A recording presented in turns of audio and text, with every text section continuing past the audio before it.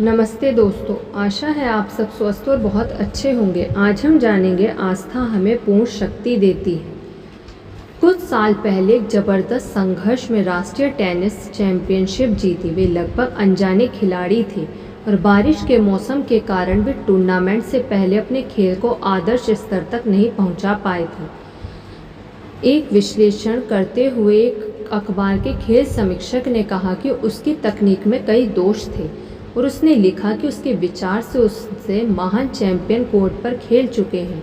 बहरहाल उसने जबरदस्त सर्विस और कुशल वॉली की प्रशंसा की, परंतु लेखक ने कहा कि चैंपियनशिप जीतने के पीछे जो सबसे प्रबल तत्व था वह था उसके डटे रहने की शक्ति। और यह खेल के हताशा भरे उतार चढ़ाव के बीच भी उसने कभी हार नहीं मानी। यह उन सबसे बुद्धिमानी भरी पंक्तियों में से एक है जो मैंने कभी किसी खेल की कहानी में पढ़ी है।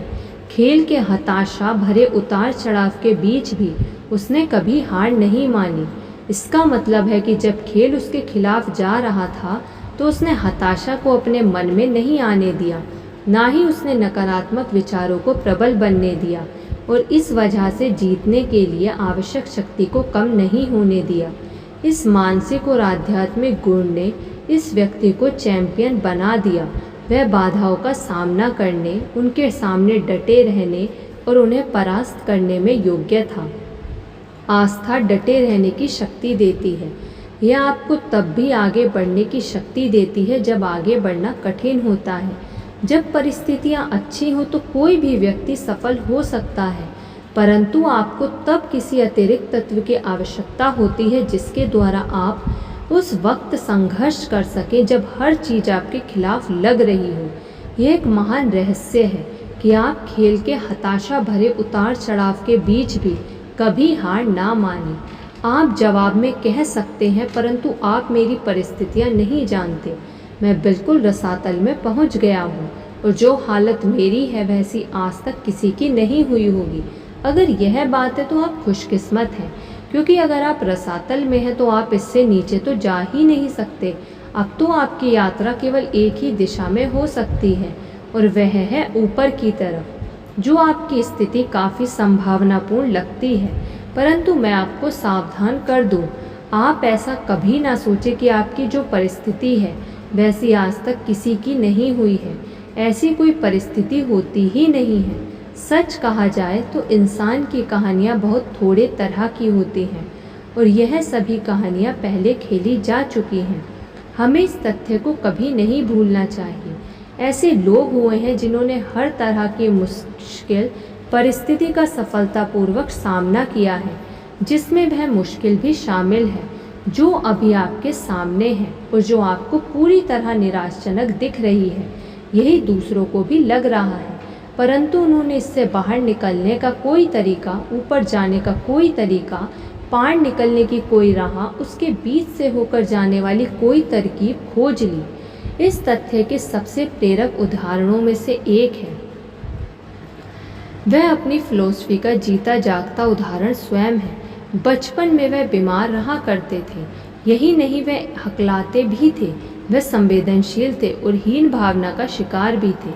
ऐसा माना जा रहा था कि उसकी कमज़ोर शारीरिक शक्ति के कारण वह जीवित नहीं रहेंगे, परंतु एक दिन एक आध्यात्मिक अनुभव हुआ उन्हें। उनके मस्तिष्क में आस्था के सूर्य का उदय हुआ और तब से वह जानते हैं कि ईश्वर की मदद से और अपनी शक्तियों के उपयोग से वह बहुत कुछ हासिल कर सकते हैं।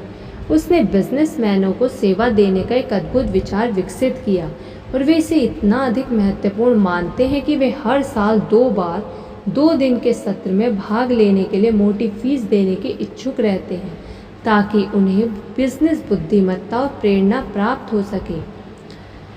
इन महत्वपूर्ण बिजनेसमैनों को सकारात्मक चिंतन सिखाते हुए सुनना एक रोमांचक अनुभव था।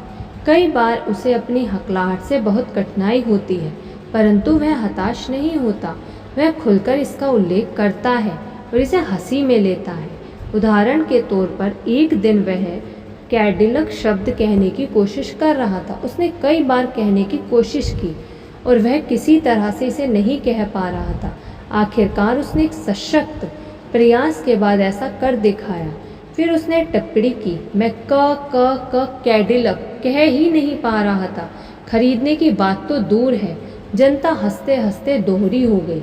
परंतु मैंने नोट किया कि वे लोग उसकी तरफ प्रेम से देख रहे हैं। प्रेम का भाव उनके चेहरे पर लिखा हुआ था। जिस मीटिंग में वह बोलता है, उसका हर श्रोता इस विश्वास के साथ वहाँ से जाता है कि वह भी अपनी बाधाओं को अपनी सफलताओं में बदल सकता है। एक बार फिर मैं दोहरा दूं कि ऐसी कोई मुश्किल नहीं है जिसे आप जीत ना सकें। मुश्किलों को जीतता है। तो उसने मुझे बताया मैं मुश्किलों को किस तरह पार करता हूँ। पहले तो मैं इसका चक्कर काट कर इसके पार जाने की कोशिश करता हूँ, और अगर मैं ऐसा नहीं कर पाता तो मैं इसके नीचे से घुसकर निकलने की कोशिश करता हूँ। अगर मैं इसके नीचे से भी नहीं घुस पाता तो मैं इसके ऊपर से निकलने की कोशिश करता हूँ, और अगर मैं इसके ऊपर से भी नहीं निकल पाता तो फिर मैं सीधे इससे टकराता हुआ, इसे चकनाचूर करता हुआ इससे पार निकल जाता हूँ। फिर उसने जोड़ा, ईश्वर और मैं इस मुश्किल को चकनाचूर करते हुए इसके पार निकल जाते हैं। धन्यवाद। आपको ये वीडियो कैसी लगी कमेंट करके ज़रूर बताइएगा। यदि आपने अभी तक इस चैनल को सब्सक्राइब नहीं किया तो सब्सक्राइब कर लीजिए और इस वीडियो को लाइक कर दीजिए। धन्यवाद।